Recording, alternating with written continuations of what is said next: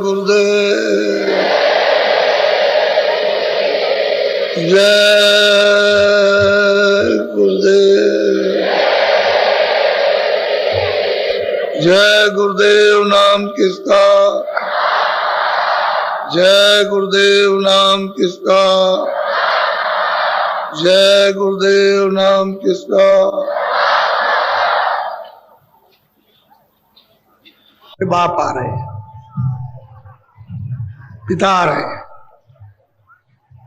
सीधा शब्द यानी उच्चारण होता है। और ये वो सब जो जय लगा हुआ है वो तो श्री है, यानी आदर सूचक शब्द। श्री गोपाल जी,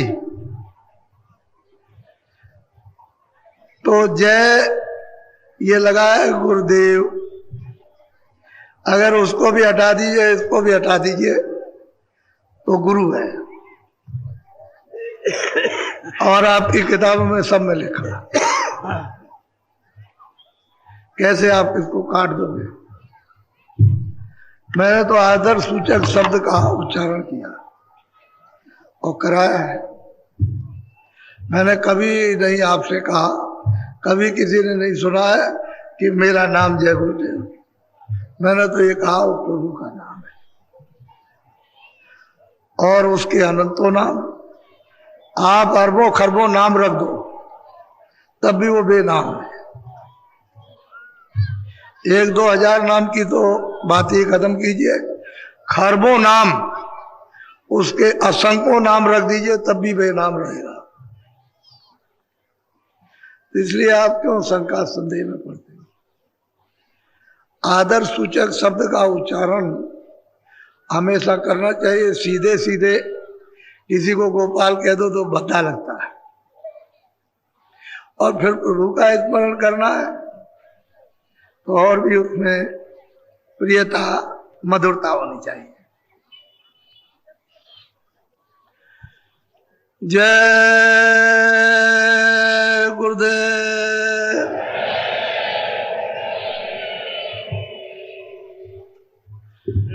जय गुरुदेव नाम किसका, माता। अब इसमें किसी को संकोच नहीं करना चाहिए। हिंदू बोले परमात्मा का और मुसलमान बोले खुदा का, क्या बुरा है। भाषा ही अपनी अपनी, और क्या है। न जानने की तो लड़ाई है। और अगर जान लिया कि भाई इसी का नाम सूरज भी है और इसी का नाम ये, इसी का नाम ये, इसी का नाम, तो झगड़ा किस बात का। जब ये जान लिया कि मृतलोक में जवानी भाषा, किसी की उर्दू है, किसी की मतलब अंग्रेजी है, किसी की फारसी है, किसी की कुछ है, किसी की संस्कृत है, तो अपनी अपनी भाषा का प्रयोग कर लेते, उसमें अपना मिठास समझते। तो इसलिए हम मुसलमान बोले खुदा का, ईसाई बोले घाट का, नुकसान क्या है। और जितने भी हमारे सरदार हैं वो सब के सब बोले गुरु का, तो किसी का कोई नुकसान नहीं।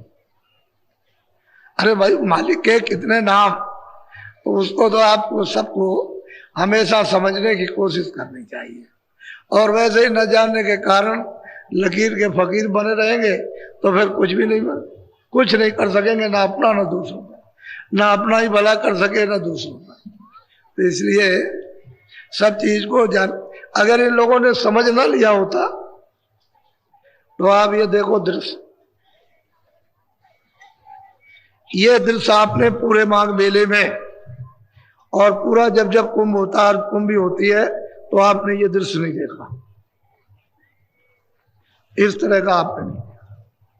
अभी तो ये थोड़ा सा जरा रुक जाइए, वो मतलब है कि रात भर चलेंगे, दिन भर कल चलेंगे। 10 दिन का कार्यक्रम है, लेकिन 28 को इसका रूप आपके सामने हम बताएंगे। आप अब आप देख लीजिए। तो इसलिए हर चीज का अनुभव, कोई बात तो जरूर है इसमें कोई बात, कोई सत्यता तो जरूर है। क्यों कि हम मनुष्य हैं, हम सत्य की खोज में लगे हुए हैं। तो जब वो सत्य उसके सामने आता है तो और सत्य को सब चाहते, घर में सब लोग सुख चाहते, हमको सबको सुख मिले। एक चीज तो सत्य है कि सब सुख चाहते हैं, सब आदर चाहते हैं, सब प्रेम चाहते हैं, सब सेवा चाहते हैं। तो जब एक चीज चाहते हैं और फिर नहीं है तो वो तो मिलानी चाहिए। तो मैंने सुबह आपको थोड़ा सा संकेत गोस्वामी जी महाराज का आपको दिया था, जो यहाँ संवत 1589 में राजापुर गांव में जल हुआ था उनका, और 25 साल की अवस्था में आज से अंत तक, यानी कोई चीज उन्होंने जर्रे भर भी नहीं छोड़ी कि कुछ छोड़ दिया हो, उन्होंने प्राप्त कर लिया। और हृदय जो नाम का एक जाति में अहीर था, उसको वही अपने सामने ही राजापुर में उसको प्राप्त करा दिया उतने ही समय में, और वो यहां से चला गया। या तो ऐसा समझो कि उन्होंने ये प्रेरणा की होगी कि किसी तरह से बाहर निकल जाए। अब घर में रहो या वन में रहो, अब तो कोई बात नहीं, अब तो उन्होंने मालिक को प्राप्त कर लिया, कहीं भी रहे, अब कुछ नहीं। चाहे घर में रहो, साधु रहो, या मतलब है कि ग्रस्त, अब उनकी मर्जी के ऊपर है। तो मतलब ये है कि वो तो गया उधर और वो चल दिए और वो पहुंचे काशी में। तो कहने का मतलब यह है कि उन्होंने कितने कितने लोगों को प्राप्त कराया, वो तो मैं आपको संकेत दे दूंगा और किस तरह से प्राप्त। लेकिन पहले इनकी तो गाथा सुन लीजिए। आप लोग तो कुछ और समझते हो, क्यों छोड़ो। महात्माओं की वाणी और महात्माओं का राज और उनकी पहुंच, ये कोई नहीं जान सकता, कोई नहीं समझ सकता। तो जरा सा अभी थोड़ी देर में फिर सुनिएगा, ये सब के सब आ रहे हैं, थोड़ा आ जाने दीजिए, अभी टाइम है। आप सब लोग ये गंगा स्नान दिन में उसी मुहूर्त में कीजिएगा। आगे पीछे करोगे तो फिर मैं जानता नहीं, मैंने आपको ये बताया है। और सूर्य अस्त होने लगे तब तक आप कर सकते हैं, यानी डूबने लगे, जैसे ही वो डूबे और सूरज का गोलाकार दिखाई दे, बंद कर दीजिए, नहाइएगा नहीं। ये वो आध्यात्मिक योग, उसमें वही काम कीजिए जिसकी जरूरत। और वो देखो गंगा महारानी, वो तो कुछ नहीं सुनेगी, कुछ नहीं सुनने वाली। इंद्र की सभा लगी कि संसार में लोग रहते हैं बड़े पापी हैं, बड़ी दुष्ट आत्माएं। तो बड़ी सभा लगी, सब देवताओं को बुलाया, वहां के देवताओं को, स्वर्ग लोक के, मृत लोक के सब देवताओं को, जल को भी, अग्नि को भी, वायु को भी, आकाश को भी, सबको उन्होंने बुलाया। गंगा को भी, जमुना को भी, जितने तीर्थ थे सब देवता। तो लोगों ने निराकरण किया कि भाई मृत्यु लोक में मतलब ये कि सबसे ज्यादा पाप कौन लेता है, तो ये बताया कि गंगा जी लेती है। तो कह लगे गंगा जी इस इंद्र की सभा में नहीं आएंगे, क्योंकि पापी का हम मुंह नहीं देखना चाहते। तो ये पहुंची वहां, सबके सब पहुंचे। तो इन्होंने कहा आप नहीं बैठ सकते हमारी सभा में। क्यों नहीं बैठ सकते? कि तुम बहुत पापी हो, सारे संसार का पाप लेती हो। कह रहे भाई वैसे तो बात यह है कि मैं पाप नहीं लेता हूं, अगर आपने ये समझ लिया कि मैं पाप लेता हूं तो मैं तो अपने पास कुछ रखता नहीं। कह रहे आप क्या करते हैं? कह रहे मैं समुद्र को दे देता हूं, समुद्र को। तो कह लगे समुद्र बड़ा पापी है कि सारे संसार का पाप ले लेता वो, तो उसको मतलब यह कि इसमें प्रवेश ना होने दिया जाए। अब वो समुद्र पहुंचे वहां, तो उन्होंने जब सुना कि हमको निकाल दिया सभा से, तो उन्होंने कहा कि भाई क्यों निकाला? कह लगे कि भाई तुम गंगा जी संसार का पाप लेती हैं और आपको दे देती हैं, तो आप सबसे बड़े पापी हुए। कह लगे भाई मैं तो कुछ रखता नहीं, मैं तो कुछ रखता नहीं। अगर मान लो कि गंगा जी ने पाप संसार का लिया, मुझको दे दिया, तो मैंने तो अपने पास कुछ रखा नहीं, तो आप क्या करते हैं? क्या मैं तो मेघों को दे देता हूं, मेघों को। तो कह लगे मेघ नहीं आएंगे। अब वो मेघ के ऊपर में कि यहां वो नहीं आएंगे सभा में, तो मेघ पहुंचे और उन्होंने कहा भाई हमको क्यों निकाल रहे हो, यहां मतलब ये कि गंगा जी संसार का पाप लेती है और समुद्र को देती है और समुद्र आपको दे देता। तो कह लगे भाई ये लेता तो कोई नहीं है, लेकिन अगर तुम ये समझते हो कि गंगा जी लेती है समुद्र को देती है, समुद्र हम मेघों को दे देते हैं, तो हम तो कुछ नहीं रखते। कहने लगे आप क्या करते हैं कि मैं तो संसार का पाप संसार में बरसा देता हूं, सब यही बरसा देता हूं, मैं तो मेरे पास तो कोई पाप रहता नहीं। तो कहने का मतलब यह है कि बात तो सत्य है, जो हकीकत है जो सत्य है वो तो हमेशा सत्य रहेगी। लेकिन आप जो प्रतिज्ञा करोगे स्नान करते समय कि मैं शाकाहारी रहूंगा, तो मैं उसको मालिक के दरबार में पहुंचाऊंगा कि इन्होंने प्रतिज्ञा की है कि मैं अब शाकाहारी रहूंगा, तो मतलब यह कि इनकी प्रार्थना प्रतिज्ञा स्वीकार की जाए। तो आपकी प्रतिज्ञा स्वीकार कर लेना, मालिक स्वीकार करेगा, मैं तो उसके पास पहुंचा दूंगा, वो कुछ नहीं करेंगे। वो तो आप उनके सामने ये समझ लीजिए कि मेरे सामने गंगा महारानी यह है और मैं उनके सामने स्नान करते हुए प्रतिज्ञा कर रहा हूं और बीड़ी तंबाकू हुक्का सिगरेट पी सकता हूं, खा सकता हूं, लेकिन ऐसा कोई नशा नहीं कि जो हमारी बुद्धि पागल हो जाए। बस 2 ही चुटकी तो रोक लो और तो कुछ।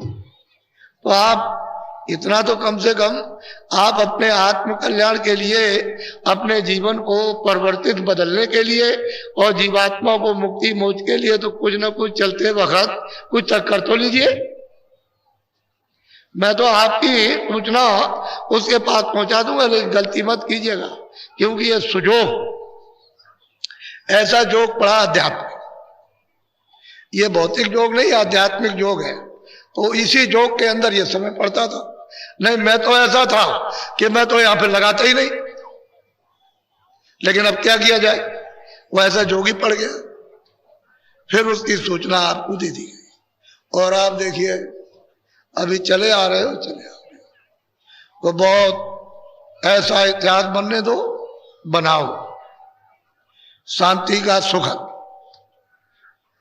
प्रेम का, दया का, सेवा का, आदर सत्कार। किससे झगड़ा करते हो जब हमारा यहाँ कोई है ही नहीं, हमारा यहाँ कुछ नहीं, ना कोई हमारा है। किसके लिए गैरों का बोझा क्यों लाते हो? ये गैरों का लाद लाद करके जो जमा पहाड़ों की तरह से कर लोगे तो ये तो कर्म का कर्जा है, मैं ब्याज के आपको देना, उसका तो विधान बना हुआ पक्का। जब कृष्ण भगवान जब जाने लगे कि अब तो मेरा काम हो गया है, तो उन्होंने सूचना दी कि भाई मैं तो परम धाम को चला जाऊंगा। तो लोग दौड़ पड़े, कहने लगे चले जाएंगे तो मैं भी कुछ याचना कर लूं। तो उन्होंने ही बड़े परम मित्र थे कृष्ण भगवान के, दौड़ करके आए, कहने लगे भगवान हमने सुना है कि आप अपने परम धाम को जा रहे हैं। कहने लगे काम हो गया, अब हमको यहाँ रहने की क्या जरूरत है, काम तो हो ही गया सब। तो कहने लगे भगवान हमको भी ले चलिए। तो उन्होंने कहा देखो उदो, हमारे परम धाम को ऐसे कोई नहीं जा सकता। तो भगवान कैसे जा सकते हैं कि तुम जाओ और इस मनुष्य शरीर में तुम योग करो और योग के बल से अपनी जीवात्मा को जगाओ और तब मेरे परम धाम को जाओ। कह लगे मैं तो बुढ़ा हो गया हूं, अब तो मुझसे योग नहीं हो सकता। तो कह लगे मैं इसमें कुछ नहीं कर सकता। सीधा जवाब दिया उन्होंने, इधर उधर की कोई बात नहीं कही। लेकिन एक बात ये बता देता हूं कि मैं तुमको सुलभ रास्ता बताता हूं, अगर तुम ये खोज सको तो खोज लेना। तुम किसी संत से मिल लेना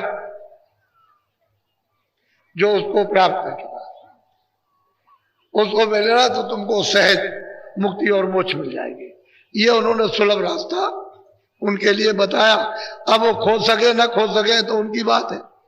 तो जब वो जाने लगे शरीर छोड़ने के लिए, नदी के किनारे पैर पे पैर रख करके और वो अंतर ध्यान होने लगे, उसी समय पर ऐसा पदम में जैसे हिरण की आंख चमकती है। तो एक बहेलिया उधर घूम रहा था, उसने देखा कि हिरण पानी पी रहा, बस वही साथ करके उसने, वो तो निशाना जानता था, साथ के मार दिया। जब उनके पैर में लग गया तो उसको मालूम हो गया कि हमारा तीर लग गया। दौड़ करके आया, देखा कि तो यहाँ ये बैठे। तो कह लगे भगवान मुझसे तो बहुत बड़ी गलती हो गई। तो उन्होंने कहा कि नहीं, तुमसे कोई गलती नहीं हुई है, तुमने अपना बदला ले लिया। मैं रामा अवतार में आया था तो मैंने बाली को वृक्ष की ओट में मारा, तुमने आकर के अपना बदला ले लिया। तो उसने पूछा कि ये बदले क्या सबसे चुकाए जाते हैं? कह लगे सबको देना होगा। इसीलिए तो पांचों पांडवों को आदेश दे दिया गया कि मानो मारने की तुमको हत्या लग गई है, सीधे किसी को मत दिखाना और चले जाओ उत्तराखंड में, वहां बैतरनी नदी है और बहुत उसमें पानी ठंडा, उसी में एक एक करके गिर के गल के मर जाओ। सीधा आदेश दिया। कहते इधर कहीं भी मुंह मत दिखाना, और मैं आदेश दिए देता हूं कि ये परीक्षित है, दिल्ली के बाहर से घूम करके ले जाना, दिल्ली में अंदर होकर के नहीं, बाहर से घूम करके हस्तिनापुर, और इसको मतलब ये रात तिलक कर देना। जिस दिन रात तिलक होगा उसी दिन यानी द्वापर समाप्त हो जाएगा, कलयुग लग जाएगा। मैंने सब लोगों के प्रश्न का उत्तर एक ही बार दे दिया कि द्वापर खत्म होगा, कलयुग लग जाएगा, सीधी बात उन्होंने कही। और बस कह करके बस अंतर्ज्ञान हो गए, सीधा सीधा काम होगा। तो आपको यह जानना चाहिए कि अदले बदले ये कर्मों के सब में ब्याज के देने पड़ेंगे। अब महापुरुष अगर मिल जाए और उनकी कृपा हो दया हो जाए तो इस जीव का छुटकारा हो सकता है, इनसे माफी मिल सकती है, नहीं तो कोई रास्ता माफी का नहीं है। उसके देश में विधान ही ऐसा बना है, कोई क्या करेगा, इसे इससे छुटकारा नहीं हो सकता। तो मैं गोस्वामी जी महाराज के लिए बोलो जय गुरुदेव, जय गुरुदेव। आप बहुत चित्त लगाकर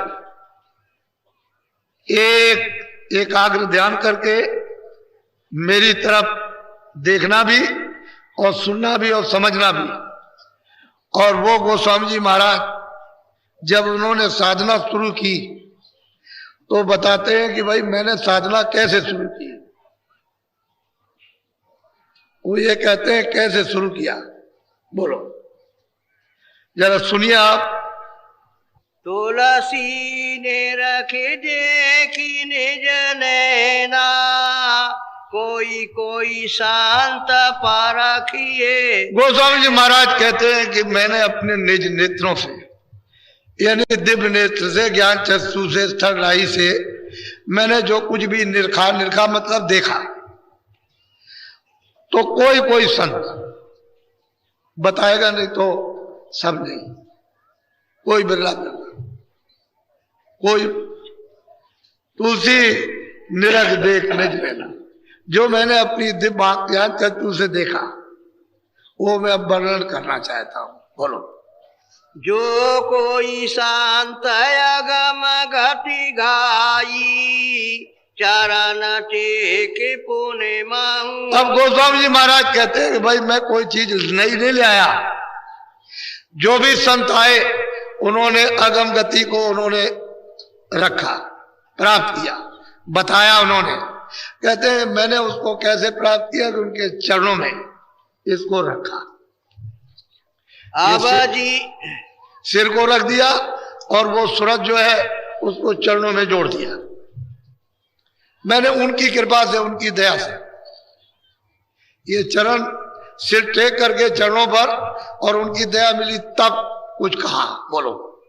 अब जीवन का कहो निबेरा, जासे मिटे भरम बस। अब कहते हैं भाई जीवों का कैसे छुटकारा होगा, ये जीव कैसे किनारे लगेगा और भरम इसका कैसे जाएगा, भूल भटक।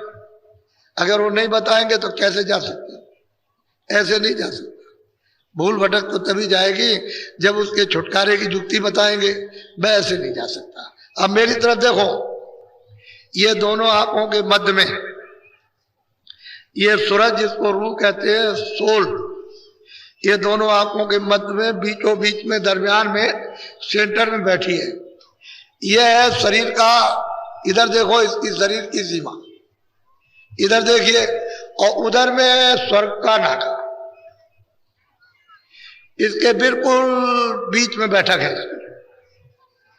वैसे अलग थलग बैठी है, लेकिन अब क्या किया जाए कि इसको दरवाजे पर बैठा दिया, इस शरीर के दरवाजे पर सीमा पर बैठा दिया।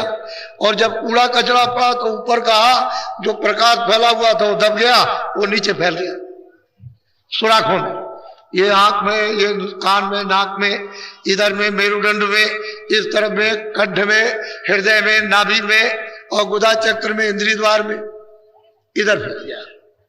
उसी की वजह से ये चलता फिरता है। अगर प्रकाश सिमट जाए तो इधर कुछ नहीं है, इस तरह।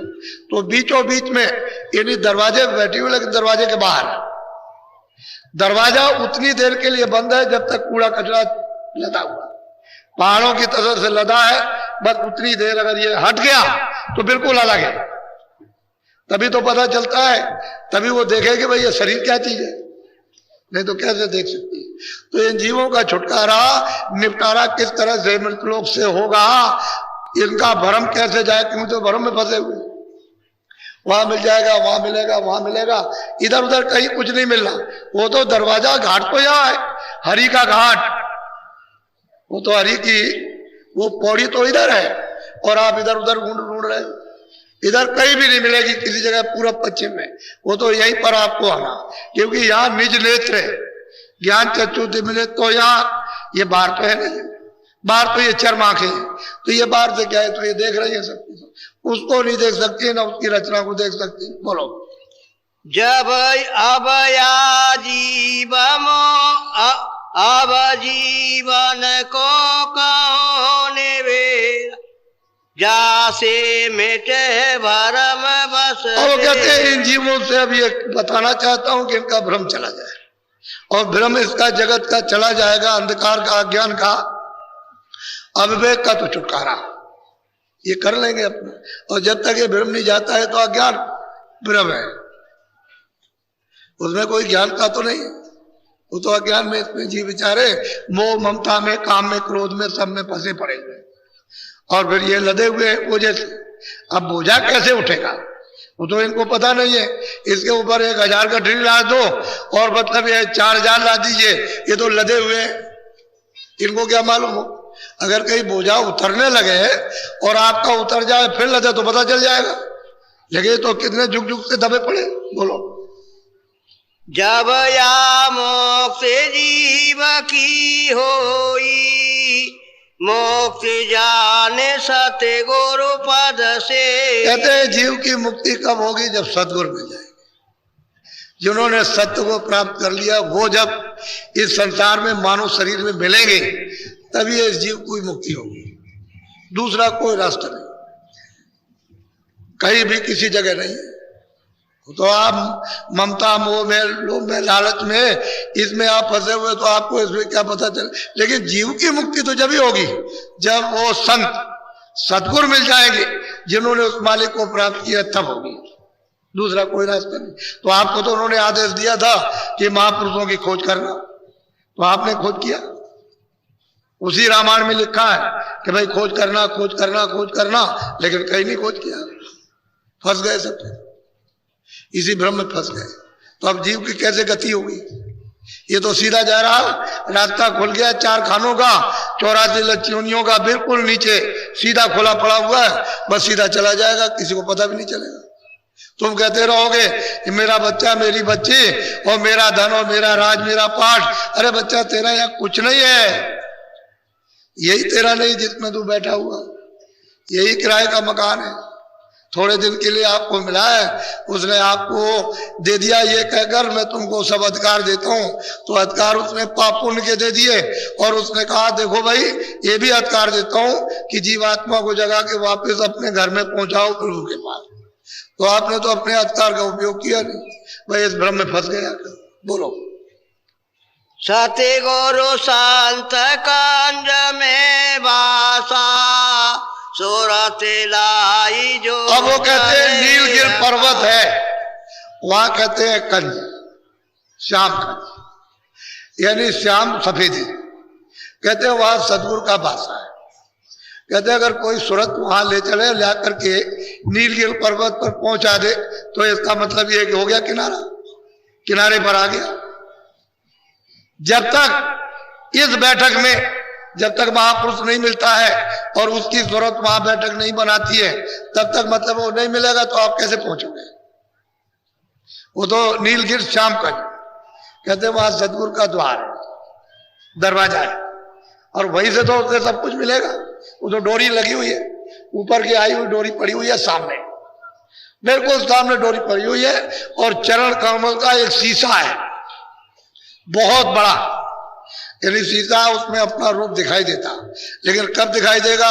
जब ये कूड़ा कचड़ा हट जाएगा और उसको देखेगी तब वो कहेगी, अरे भाई मैं तो अरूप हूं, मेरा रूप तो सच्चित आनंद स्वरूप है, यहां ऐसा रूप किसी का नहीं। इतनी ये सूरत, ये जीवात्मा इतनी सुंदर, इतनी खूबसूरत है कि जिसका वर्णन नहीं हो सकता। कहते हैं उधर जो आएगा वो नीलगिर पर्वत पर, और वो श्यामकंद जिस गुरु की वहां बैठक है वो आएगा, तब इसका छुटकारा वहां होगा, ऐसे नहीं हो सकता। बोलो। श्याम कंजलीला गिर सोई, तेरा पारे मान जाने गोस्वामी जी महाराज कहते हैं कि नीलागिर पर्वत है और बहुत छोटा दरवाजा, इतना छोटा है सुई का रोजन, उससे भी छोटा है, और वो दरवाजा दिखाई देता है। कहते हैं वो नीलगिर पर्वत है श्यामकंज, यानी श्याम सफेदी, उसी को श्यामकंज कहते हैं कि नीलगिर पर्वत है और दरवाजा बहुत छोटा, और वो दरवाजा है बंद। जब तक कोई भेदी उसको न जाने तब तक कैसे आप उधर जा सकेंगे? वो तो बंद है बिल्कुल एकदम से। बोलो। छेन छेन मन को ताहा लगावे, एक पलक छूट। अब गोस्वामी जी महाराज कहते हैं कि भाई नीलगिर पर्वत है, प्रकाश तो है, रोशनी दिखाई देती है, लाइट वहां पर है, तभी तो श्यामकंज नीलगिर पर्वत दिखाई देता है। लेकिन वो दरवाजा भी दिखाई देता है कि बहुत छोटा, इस दरवाजे में कैसे अंदर जाएंगे? वो दिव्य नेत्र से, ज्ञान चक्षु से वो दरवाजा बहुत बारीक दिखाई देता, लेकिन कैसे ये खुलेगा? तो गोस्वामी कहते हैं कि छिन कहते हैं सबसे छोटा समय, मन को ताह लगा ली।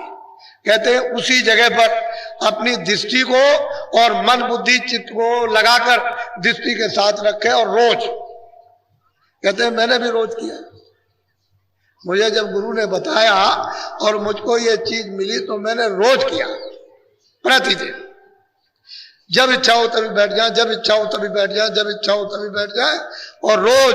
और कहते हैं कि मैं अपने मन को हमेशा छिन पर वहां ना भी अगर किया तब भी हमारा मन वही लगा, उसी दरवाजे पर। कहते हैं रोज छिन मन को ताह लगा भी, उसी दरवाजे पर लगा ले। बोलो। सुरत ठहरानी रहे आकाशा, तिलखे रखी मैंने सदे। कहते हैं सूरत दृष्टि, सूरत की दृष्टि, जीवात्मा की दृष्टि, यानी उसकी आंख, रूह की आंख, कहते हैं उसी पर ठहरी रहे, उसी तिल खिड़की पर। वो तिल के समान है, बहुत छोटा भारी। नीलगिर पर्वत है, श्यामकंज दिखाई देता है, प्रकाश हो गया। वही तो मैं आपको बताया करता हूं कि साधना के वक्त में ऐसा हो जाएगा, जब साधन करोगे तो ऐसा हो जाएगा, सब रोशनी हो जाएगी, लेकिन आपको कुछ ऐसे पता नहीं चलेगा, फिर रोशनी चारों तरफ तुम देखते रहोगे, ऐसे दरवाजा नहीं मिलेगा। वो तो दरवाजा मिलेगा जब तुम एक जगह अपनी आंख को रोकोगे और मन बुद्धि चित्त को वहां ठहराओगे दृष्टि के साथ, तो दरवाजा मतलब वो तो तिल तो दिखाई देगा, उसी प्रकाश में तिल दिखाई देगा, लेकिन उसी जगह पर अपनी दृष्टि को रोक देना, उसी जगह जमा देना। तो दृष्टि जो आपकी इस तरह से हिलती है ऐसे करके, तो धीरे धीरे करके रुक जाएगी। बोलो। गगन द्वार दिखे एक तारा, अनाद नाद सुने। अब वो कहते हैं कि उसमें से जब सुराग होगा तो कहते हैं उधर गगन दिखाई देगा, आकाश दिखाई देगा, उसमें कहते हैं एक तारा चमकेगा छोटा सा। वैसे यहां बताने के लिए तो छोटा है, वैसे तो बड़ा है। ये चमकेगा, जैसे वो तारा चमकेगा आपको उस गगन में दिखाई देगा एक ही तारा, तो अनहद नाद, यानी उधर से आवाजें आना, शुरू हो जाएंगे और आपको सुनाई देगी। बाजे भी बजेंगे, गाने भी होंगे, और विभिन्न भांत के बाजे, विभिन्न भांत के गाने, और बहुत मीठे और बहुत प्रिय, यानी इतना खिंचाव होगा उनकी तरफ में, इतना रस होगा कि आपका मन उसी में फंस जाएगा, उसी गाने और बाजू में। तो गगन द्वार एक तारा दिखाई देता है, इनमें बहुत से लोग बैठे दिखाई देता है, इसी में नर नारी इसमें बैठे हुए बहुतों को दिखाई देता है। लेकिन आपको मतलब कैसे मालूम होगा? ये ऐसे ही चले जाए भगे में, इनको तो बियाबान जंगल में ले जाओ, वहां भाग जाएंगे, ये ऐसे नहीं भगे। तो वो बता रहे हैं कि भाई मैंने, जो गुरु ने मुझको बताया था कि तुम इस तरह से करना, देवबाणी, आकाशवाणी, कलमा आए थे, उनकी आवाजें सुनाई देने लगी। लेकिन अभी स्पष्ट नहीं आपको सुनाई देगा, अभी तो सुनाई दे रहा है कि कुछ गाने कुछ बाजे हो रहे हैं, लेकिन साफ सुनाई नहीं देगा। क्यों? कि कान आपका बंद है, आंख भी आपकी बंद है। जब दोनों बंद है तो इतनी साफ चीज दिखाई नहीं देगी। तभी तो गगन द्वार एक दिखे तारा, छोटा सा एक तारा दिखाई देता, वो छोटा नहीं है, उसके चारों तरफ मतलब यह ढका हुआ, वो ढका हुआ है। वो जब खुलेगा तब वो वर्णन करेंगे कुछ और। बोलो। अनहद सुने गुण नहीं भाई, चोराते ठीक ठहरे जब। अब उसमें ये करना चाहिए कि जब अनहद वाणी जब सुनाई झनकारे आने लगे, सुनाई देने लगे, तो उसको गुनना यानी पहचानना, परखना कि इसमें किस किस तरह की आवाजें आ रही हैं, ये आपको छांटना है। जब आवाजें आने लगे तो उसमें से तो गुरु जो आवाज बताते हैं, पहले तो सब सुन लीजिए आप, उधर से आवाजें आने लगी और मतलब यह है कि बाणियां आने लगी। अब उसमें से जो बताएंगे वो नामदान के वक्त में, फिर उसको उसमें से छांट लीजिए कि अब हमको खोजना है कि वो आवाज किस तरफ है जो हमको नामदान के वक्त में बताई। तो जब आप छांटने लगेंगे तो वो आवाज आपको सुनाई देने लगेगी। बाकी जितने भी बहुत प्रकार की आवाजें आएंगी बंद हो जाएंगी, कोई आवाज आपके सामने आए। बोलो। चूवे अमृत पिए घाई, पीवत पीवत मन। अब गोस्वामी महाराज कहते हैं वो अमृत चूता है, उसमें से अमृत चूरा और मन खूब अच्छी तरह से पीता उसको। लेकिन ये जल नहीं है, ये पृथ्वी पर जो आपके कुएं का या नदी का या तालाब का ये जल होती है, जल नहीं है। उससे तो मीठा कोई चीज ही नहीं। अब ऐसे जल नहीं है लेकिन अमृत है। कहते हैं पीते पीते खूब मन छक गया। अब उस सूरत को कितनी ताकत उसके पीने से मिली कि मन इधर नहीं जाएगा, दौड़ेगा नहीं, वैसे बादशाहों की तरफ नहीं जाएगा, सूरत का साथ देगा, इसका साथ दे देगा। क्योंकि वो पीते पीते पीते पीते जब छक जाएगा तो उससे मीठी चीज कोई है ही नहीं। और उसी को ढूंढ रहा था कि जगत में कहीं ना कहीं छुपा हुआ हो तो हमको मिल जाए, देखने में, सुनने में, खाने में, भोगने में, बच्चों में, राज में, पाठ में, धन में, दौलत में, ठहरने में, इसमें कहीं हो तो कहीं से मिल जाए। तो इसमें तो कहीं आनंद है नहीं, और उसको मिलने लगा वो मिठास, तो पीते पीते छकने लगा। अब तो इच्छा उसकी खत्म हो जाएगी। बोलो। सूरत साथ सांद ठहराई, तब मन स्थिरता। कहते हैं कि सूरत को कब स्थिरता मिलती है? जब मन बुद्धि चित्त साथ दे दे। अगर मन बुद्धि साथ चित्त साथ नहीं देगा तो इधर कारोबार में, इधर में खेती दुकान में, लड़ाई में, झगड़े में इसमें भागते रहेंगे। तो इन्होंने तो पर्दा इकट्ठा किया, इनकी तो गंदगी इकट्ठी की हुई है जो जीवात्मा में लदी है।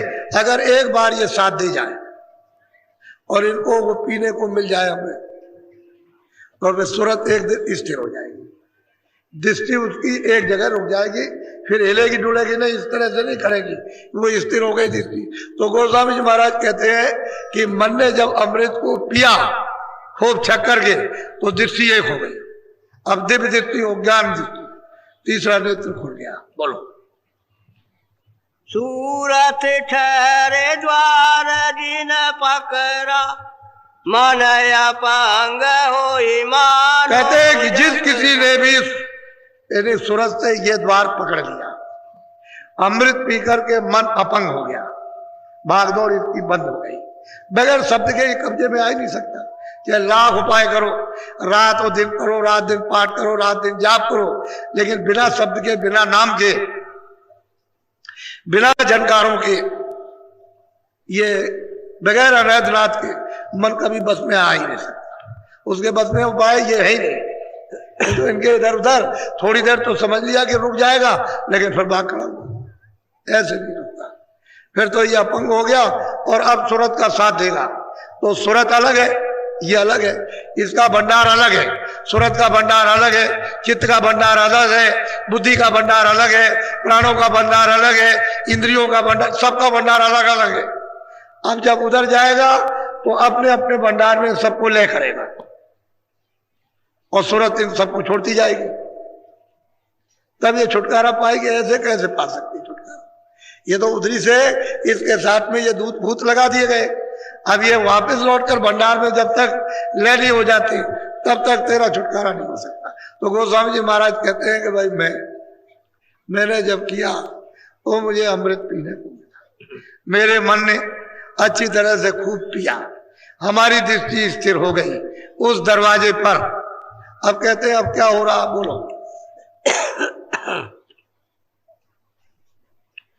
चमक बीज गगन के माई, जब उजास पास रहे। कहते हैं कि जैसे जैसे दृष्टि को उस दरवाजे पर मन को साथ लेकर के रुकी तो उधर कहते चमक रही है।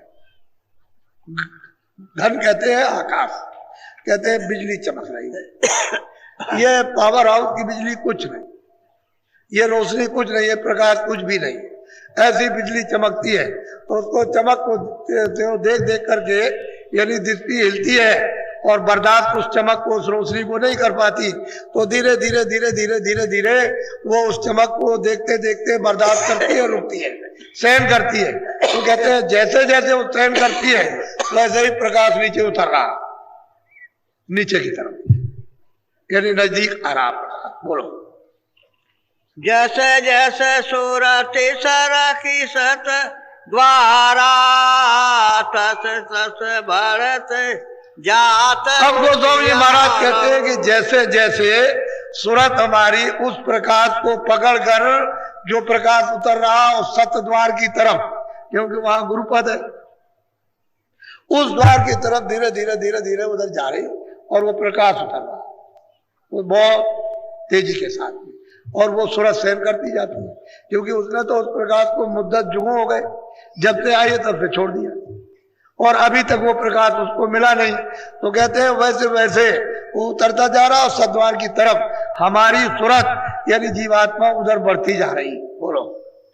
श्वेत श्याम सुरति शैल समानी, जारे जारे चोबे कूप। अब गोस्वामी महाराज कहते हैं कि भाई वो तो एक तारा था जहां अमृत पीता था, तो कहते हैं श्वेत श्याम, कहते हैं सफेद है लेकिन वो श्याम सुंदर है।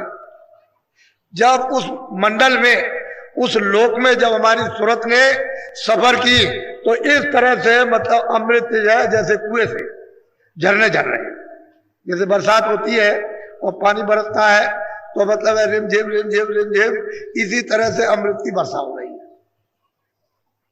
तभी तो सूरतें उस अमृत में स्नान करके इन सब विकारों को, इन पापों को, पर्दों को, गंदगी को, पापों की तब तो धोती है। ऐसे कैसे धो लेगा?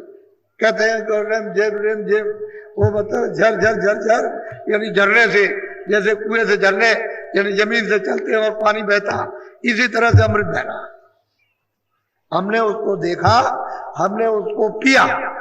वो स्वामी जी महाराज कहते हैं, लेकिन किस आंख से? निज नेत्र से, ज्ञान दृष्टि से, शिव नेत्र से, तीसरी आंख से। ये आंखें चर में, ये उधर नहीं जा सकती, दिव्य भाग जाएगी। बोलो। माना ये सरयामी अघाना तात पांच रंग। अब गोस्वामी जी महाराज कहते हैं कि हमने उधर क्या देखा है कि जब उन्होंने उसको खूब छक करके उसने पिया और उसमें स्नान किया तो 5 तत्वों की सृष्टि, 5 तत्व भिन्न भिन्न अलग अलग वो हमने वहां देखे। ये स्थूल तत्व है, वो चेतन तत्व हमने वहां देखा अच्छी तरह से। और वो किस तरह की सृष्टि है, यानी उससे जो लिंग सृष्टि है वो किस तरह की, हमने वो सब चारों तरफ हमने खड़े होकर के सब कुछ वहां देखा। और उसका काला पीला ये जो कुछ भी है वो सब हमारी देखने में आया। सुख सफेदी बोलो। शाही सुरख सफेदी होई, जरद जाति जंगाली सोई। बोलो।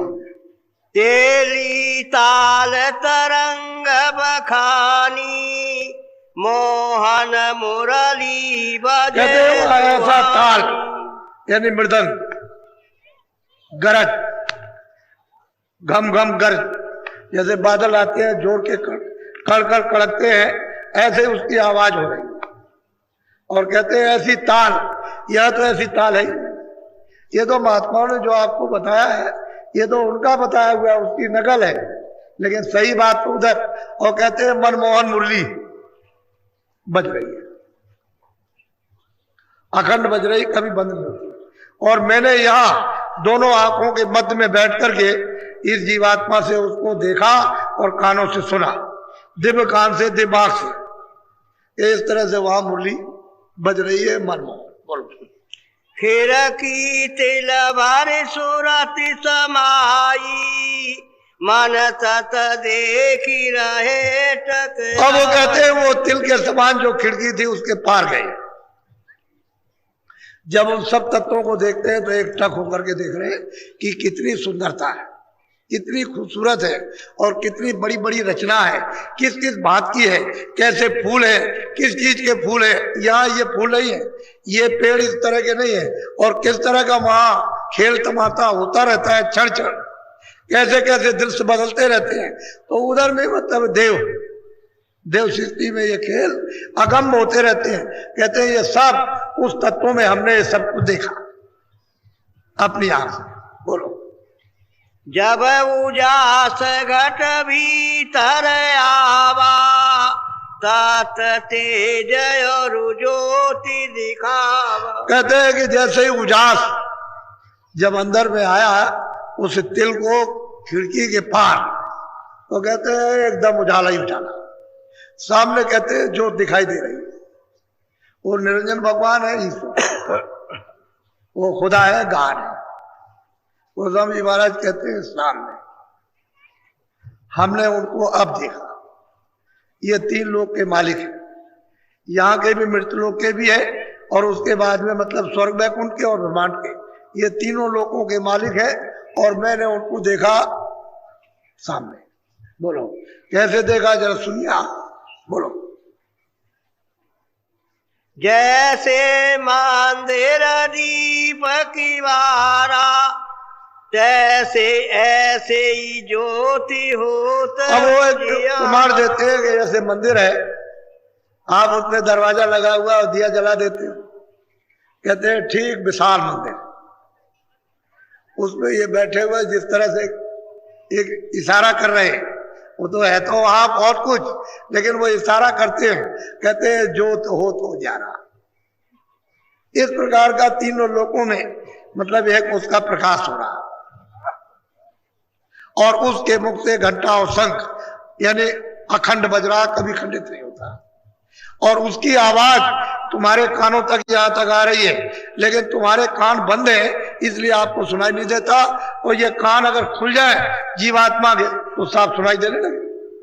जहां घंटा शंख बजता है वहां आरती अखंड और कीर्तन सदैव होता रहता है, और सदा वहां होता रहता है। कहते हैं कि हमने उस मंदिर में जैसे कि मतलब है कि वो दरवाजा है, सीखा लगा हुआ और ज्योत चल रही, हमने उसको देखा और अखंड आरती हो रही है वहां। बड़ा विशाल ये संसार जो है कुछ नहीं है, इससे बहुत बड़ा तो उनका वो मंदिर ही है जिसके नीचे बैठे हुए हैं। इन्हीं को कहते हैं श्याम सुंदर, बहुत सुंदर। बोलो। ज्योति उजास फाटी पुण्य गयऊ, अंदर चंद तेज। अब गोस्वामी महाराज कहते हैं कि जब वो ज्योति जब दिखाई दी और उसका उजाला चारों तरफ, मतलब यह है कि दिखाई दिया, तो जो रास्ता दे दिया, उसी में तो रास्ता आने का, उसी से जाने का रास्ता, दूसरा कोई रास्ता नहीं है। उधरी से आए थे, उधरी से तो रास्ता उन्होंने दे दिया। तभी तो कहते हैं कि मोर बिलोक राम मुस्काई, यही राम है, तीन लोग के, इन्हीं के भेजे हुए राम थे। वो नीचे मंडल से सूरत आई हुई थी, इन्होंने भेजा था काम के लिए, अपना काम किया बस। इसी तो जो उनकी भेजी हुई उनका अवतार कहलाती है। कहते हैं जो फट गई, यानी रास्ता दे दिया। जब उधर मैं पहुंचा, उस तरफ में, उधर माज सोनंडा जराया, उस तरफ जब पहुंचा, उस पार तो खड़ा हुआ। बोलो। देखे तत सोई मनाए रहाई, पोने चांदा देखे घट। कहते हैं कि बहुत से चांद सूरजों के मंडल, एक दो नहीं, बहुत। ये तो एक सूरज है, वहां तो अनंत सूरज मंडल है, तारों के मंडल किस तरह से चमकते हैं।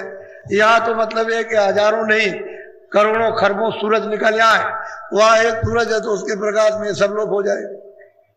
कहते हैं हमने उधर जाकर के तमाम मंडल, चांद के, सूरजों के, उसी सूरज और चांदों के ये प्रतिबिंब है, ये छाया है, उसी प्रकाश की तरह से नहीं। उसकी छाया उस पर्दे पर, उसकी छाया उस पर्दे पर, उसकी छाया उस पर्दे पर, कितने पर्दों पर पड़ने के बाद ये पड़ी।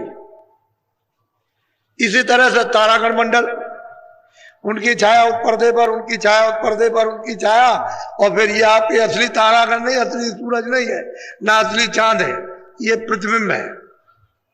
जैसे आप इस तरह से एक शीशा ले लीजिए और सूरज के सामने जरा टेढ़ा कर दीजिए, तो कमरे के अंदर उसका प्रकाश चला जाएगा, कमरे में उजाला हो जाएगा। लेकिन सच्चा सूरज नहीं है कमरे के अंदर, वो तो प्रतिबिंब है। ऐसे ये प्रतिबिंब है।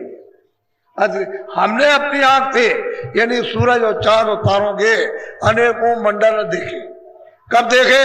जब वो जोत ने रास्ता दे दिया, वो जो मंदिर में जल रही थी उसके जब पार गए, तब ये देखा कि ये क्या है। तब ये सबको तो दिखाई देना शुरू हुआ। बोलो। देखे तत सोई मनाई रहाई, पोने चांदा देखे घट। सही बात तो ये मन का भंडार मिल गया। अभी अपने भंडार में ले हो जाएगा तो एकदम खड़ा। ये तो 3 लोक का मालिक है। जब ये वहां पहुंच जाएगा, वहां पर जो मंदिर है, और उसका जब वो दर्शन जोत का करेगा, तो ये अपने भंडार में तो तीनों लोगों का मालिक है। लेकिन वहां से एक जरा सा जर्रा इसके साथ में लगा दिया, ये बेचारा यहाँ मुसीबत भोग रहा, वो इसके साथ तुरंत भी परेशान है। पहले तो दोस्ती थी, अब दुश्मनी हो गई, ये भोगों में लिप्त हो गया। इंद्रियां तो इधर लग गई, इंद्रियों के दरवाजों पर उठ के रस ले रहा, रस मिलता नहीं। अब जब तक गुरु न मिले तब तक इसको मोड़ेगा, भोग वासना से कौन हटाएगा। वो तो सब करामात और सब काम तो गुरु का है। वो जब तक नहीं मिलता तब तक बच्चों को छोड़ने होने वाला नहीं है। वो कहते हैं कि हमको जो कुछ भी मिला हो तो संतों के चरणों से, और हमको कहीं कुछ मिलने वाला नहीं। वो तो खुद ही चिल्लाते हैं। बोलो। चंद्र उजास तेज भया भाई, पूरा चंद्र चांदनी। कहते हैं धीरे धीरे धीरे धीरे धीरे धीरे धीरे धीरे प्रकाश बढ़ता गया और चारों तरफ छा गया। जैसे कितने आकाश चांदनी जैसे छा जाते हैं, और वहां कितने बड़े बड़े आकाश। ये आपका क्या चीज है? कुछ नहीं। उस आकाश के सामने तो कुछ है ही नहीं है। इसको मच्छर कहे कि एक राई कह दे, कि मतलब कुछ थोड़ा सा एक कण कह दे, कुछ नहीं है ये। ऊपर में जो बड़े बड़े जो देश हैं वो उसके सामने कुछ नहीं। कहते हैं इस तरह से चांदनी, एक उन्होंने चांदनी कहते हैं चौक, बहुत बड़ा चौक। इस संसार से कितने करोड़ों हिस्सा ज्यादा, ये कुछ नहीं। कहते हैं मैंने जाकर के उसको देखा। बोलो।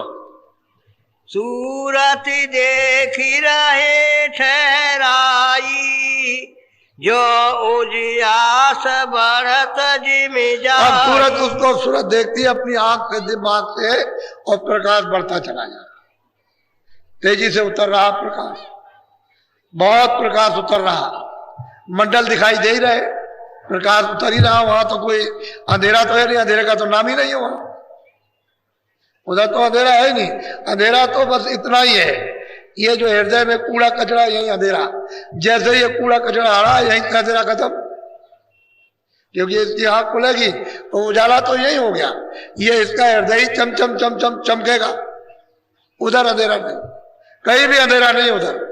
तो कहते हैं जैसे जैसे सूरत उसको देखती है वैसे ही प्रकाश बढ़ता चला जा रहा। बोलो। देखी शैल ब्रह्मांड समाई, तारा अनेक आकाश दिखाई। अब गोस्वामी जी महाराज कहते हैं कि जब उधर गई तो उधर जा करके जब ब्रह्मांड में प्रवेश हुई तो अनेकों आकाश, अनेकों तारा मंडल, सूरज मंडल, चांद मंडल, कहते हैं मैंने अपनी आंख से देखा। अब वहां का वर्णन कैसे किया जा सके, यहाँ तो कुछ है नहीं, कैसे वर्णन, बस केवल संकेत ही दिया जा सकता है, और तो कुछ नहीं। बोलो।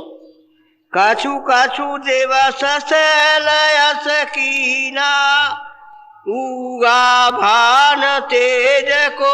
कहते हैं कि धीरे धीरे धीरे धीरे ब्रह्मांडों की जब सैल की और ये सब कुछ हमने देखा, अनेकों मतलब है आकाश, अनेकों मंडल, धीरे धीरे धीरे धीरे ऊंची नीची घाटी चढ़ने के बाद तब हमको क्या मिला कि उगा भान, भान कहते हैं सूरज, सूरज ये तो ईश्वर पद था, ऊपर में ये सूरज भान कहते हैं, ये उगा खिला दिखाई दिया, ये है ब्रह्म, इनको ब्रह्म कहते हैं। कहते हैं ब्रह्म को हमने पाया, ईश्वर को भी पाया, जो मंदिर दीप के बाड़ा ज्योत हो जा रहा, यही ईश्वर, यही गाड है, यही खुदा है, और इसके ऊपर में ब्रह्म है। कहते हमने उनको देखा अपनी आंख से। बोलो। तारा चंद्र तेज मिटी गए, जिमि ध्यान भान। कहते हैं कि ये भी मिट गया, ये तो जितने तारागण, जितने आकाश, उनका तेज प्रकाश, रोशनी, लाइट सब मिट गई, वो तो मामूली थी। ऊपर में कहते हैं ऐसा दिखाई दिया कि मध्याह्न, दोपहर का तेज सूरज। बोलो। जो दोपहर गगन रवि छाई, तैसे उजास भया घट। बस गोस्वामी महाराज कहते हैं कि इस दरवाजे पर यही से दिखाई दिया, जैसे दोपहर में सूरज ऊपर आ जाता है प्रमाण, तो मतलब है कि एकदम चारों तरफ रोशनी रोशनी, प्रकाश ही प्रकाश हो जाता है। तो कितना प्रकाश, प्रकाश ही प्रकाश। बोलो।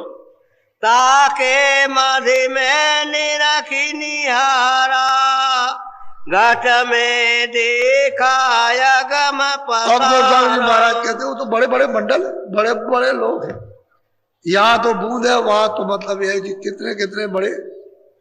अब उसका इसका क्या प्रमाण दिया, कहते हैं कि हमने बराबर सैल सफर की उन लोगों की, बराबर मतलब ये। तो कहते हैं कि फिर हमने देखा अगम तमाशा। बोलो। सात दीप पिरथी नौखंडा, गगन आकाश सकल ब्रह्म। कहते हैं सात दीप नौखंड, ये सब हमने देखे उस ब्रह्मांड में, और एक दो ब्रह्मांड नहीं है, अनगिनती ब्रह्मांड। अरे भाई, उस मालिक ने जब रचना की थी तब तो सुरतें नहीं भेजी थी, तब तो जीवात्माओं को भेजा नहीं था, तो उसने इतने बड़े बड़े मंडल पहले ही से बना रखे, क्योंकि इसकी मौज मर्जी थी उसकी विस्तार करने की, उसकी इच्छा थी, तो उसने विस्तार पहले कर दिया। तो पहले तो मंडलों में कोई नहीं था, तब खाली मंडल थे, आवाज ही आवाज सब में गूंज रही थी, प्रकाश ही प्रकाश सब में हो रहा था, पाप पुण्य का कोई नाम निशान नहीं था, अच्छे बुरे का, तो वहां से यहां तक सब प्रकाश ही प्रकाश। कहते पहले तो कुछ नहीं था। वो कहते मैंने ये देखा। बोलो।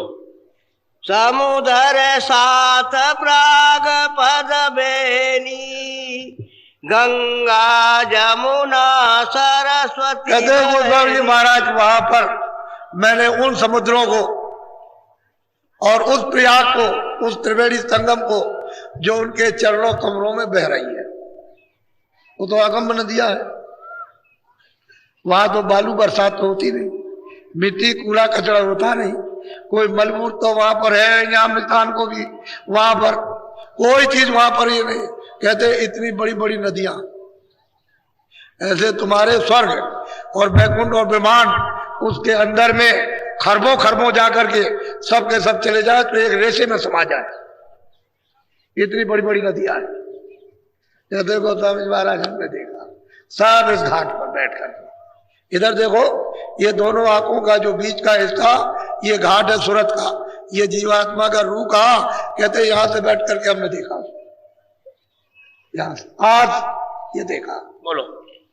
और नदी 18 गंडा ये सब निरखी पराब्रह्म। कहते और 18 कहते हैं नदियां, ये सब ब्रह्मांड में सब देखने को मिला। प्रयाग भी, त्रिवेणी भी, ये भी मतलब ये सब उनके उस कमलों में, उस चरण कमलों में सब देखने को सब कुछ मिला, कोई चीज बाकी नहीं। बोलो। चारों खाने जीवन जहोई अंडज पिंडज उख। अब वो स्वामी जी महाराज कहते हैं कि भाई ब्रह्मांड में तो ये सब चीजें वहां से दिखाई देती है कि अंडज क्या है, पिंडज क्या है, उमज क्या है, स्थावर क्या है, चार खाने क्या है, 84 लक्ष्मियां क्या है, नरक क्या है, मतलब ये सब कुछ वहां से दिखाई देता। सो मैंने ब्रह्मांड में सब कुछ देखा, कोई चीज बाकी नहीं छोड़ी है, जरा सी भी सब उन्होंने देख डाला, सबका अनुभव किया 25 साल के अंदर ही। ये सब अनुभव उनका 25 साल के अंदर ही है। जमानी का जो शुरू होने जा रहा और पहले ही प्राप्त कर लिया, ये ज्यादा दिन की बात भी नहीं। बोलो।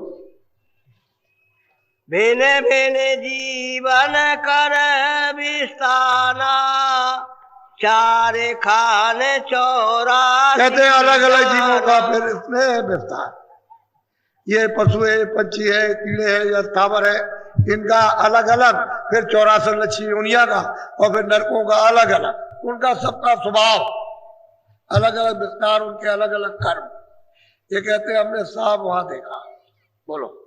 और पहाड़ नारे बहु तेरा जो ब्रह्मांड में जीव बसे। कहते हैं यहां भी देख लिया, और जो जीव ब्रह्मांड में जो बसे हुए, जो वहां खचाखच ये सुरते जीवात्मा, उनको भी देखा, इधर भी देखा उधर भी देखा। न स्वर्ग बचा, न वैकुंठ बचा, न ब्रह्मांड बचा, न विष्णु बचे, न शिव बचे, न शंकर बचे, न अध्यात्म शक्ति बची, और न ईश्वर बचे, न माया बची, न वो मतलब है कि ब्रह्म बचे। कहते हैं सब मैंने देखा अपनी आंखों से। बोलो। काछु काछु देवस शैलयस कीना तीने लोक भीतर में। कहते हैं कि ये सब कुछ मैंने 3 लोक, ये भी मैंने देख लिया, और 3 लोक के परे जब ये कहते हैं सैर सफर करते रहे, सब लोगों में घूमते रहे, तो ये हमने सब देखा। और ये 3 लोक का सब अब इसके परे है, ये तो पिंड लोग है, इसके ऊपर अंड लोग है, फिर उसके ऊपर में ब्रह्मांड लोग है, और उसके बाद तब पार ब्रह्मांड शुरू हो रहा। बोलो। जो जग घट घट माही समाना घट घट जग जीव माही जा। कहते हैं कि भाई जिस तरह से जीवात्माएं मनुष्य के मंदिर में बंद की गई है, तो ये तो गलीच और मैली हो गई, लेकिन ऊपर में जो है जीवात्माएं जो वहां रहती है, वो तो प्रकाश में, वो तो रोशनी में, वो तो सबके लिए वहां तो ये कोई जन्म और मरण इस तरह का नहीं है जैसे आपको, लेकिन वहां उसकी अवध है, 1 लाख बरस की है, 2 लाख बरस की है, 50,000 की है, 20,000 की है, इस तरह से अलग अलग मंडलों में उनकी अवध है कि इतने दिन तुम यहाँ रहो और इस सुख को भोगो, और भोगने के बाद फिर नीचे चलो, यहाँ मृतलोक में आ जाओ। तो वहां भी नहीं टिक सकते, यहाँ भी नहीं टिक सकते, फिर आप ब्रह्मांड में भी नहीं टिक सकते, क्योंकि वहां की भी अवध है। इतनी मेहनत करने के बाद कहते हैं रहे तुम उसी जाल में, फिर लौट के आ जाओगे, फिर जन्मोगे, फिर मरोगे, और फिर कर्मों के बंधन में बंधोगे, और फिर 84 जाओगे, नरकों में जाओगे। बात तो वही है। कहते हैं ये हमने सब देखा। बोलो। ऐसे कई दिन बीत सिराने, एक दिवस गए अधर अब गोस्वामी ठिकाने। महाराज कहते हैं इस तरह से बहुत दिन बीत गए देखते देखते, और सब कुछ समझते समझते ये सब एक दिन क्या हुआ कि हमारी सूरत चढ़ गई इसके परे, वो उधर चली गई। कहते हैं जो अधर का जो उसका मतलब आधार था उसको पकड़ा, उधर उधर कहा था, उधर से आवाज आई, और आवाजी को पकड़ के जाते हैं सब को।